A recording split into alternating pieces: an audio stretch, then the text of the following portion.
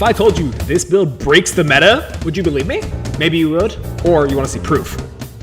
Alright, now that you've seen the word proof, I'm going to show you how this build is the strongest. Starting with the amount of damage it deals. Starting off with the underused mantra Glacial Arc, that actually does a solid 95 damage and can be confirmed with a combo I'll show later on. Next we have another mobility mantra Shadow Soul, which is a respectable 70 damage. And moving right on, next is Ice Smash, doing a whopping confirmed 140 damage if the guard breaks. Next, we have probably one of the strongest mantras on this build, Eclipse Kick, doing a whopping 170 damage, and it can be confirmed if you just hit an M1 and they miss a parry. And we have combos for hitting it during ganks, which I'll show later on.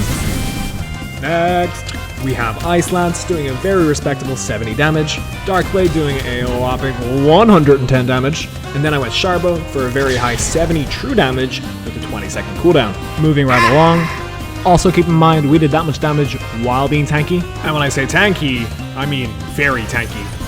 This is me fighting a blatant cheater that was also, running Ishans because, who needs a parry? He's a bot that does it for him. But seriously, look at this damage taken. I took several Cures Wonder crits and a bunch of mantras. The reason I'm so tanky is the Bantaply. I mean, I have 650 HP with 50 physical, and most importantly, I have damage resistance. Everything on screen right now gives me 10% damage resistance, and I also run Multiplicity, which just has a random chance to negate the damage taken. Having good damage resistance with high HP is the only way to be tanky. But of course, there's more. Because we're ice, we can actually steal healing from other people. And that means if you hit someone that just Reapered, you heal.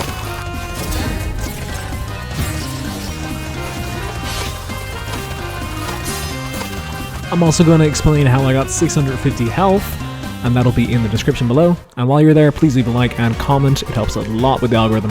As if there wasn't enough benefits of having 650 fucking health, you actually can increase your M1 damage with that. By running the enchant, the Curse of Young Shoal, it makes percentage of our health as damage on our M1 sometimes.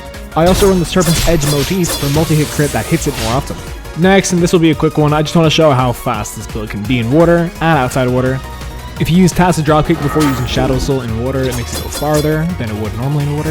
And then you can use a Serpent's Edge crit for mobility also. It only has a 3 or 4 second cooldown, so it's actually great for mobility. You can also just spam Tacit Dropkick and aerial attack for even further mobility. I promised to show you guys some combos, I'm going to do exactly that.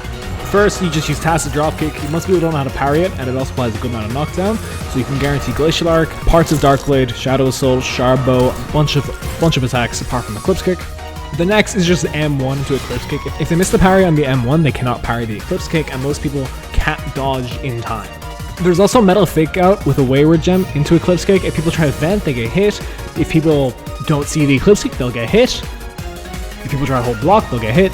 As for the rest, there's not really much else. There's just parry into use Ice Smash, and then use the follow-up by pressing F. That does 140 damage, as I showed. The rest is just spamming stuff like Sharbo, Serpent's Edge Crit because it's high AoE with low cooldown, spam Shadow Assault, spam Tacit Dropkick, and then use whatever move after.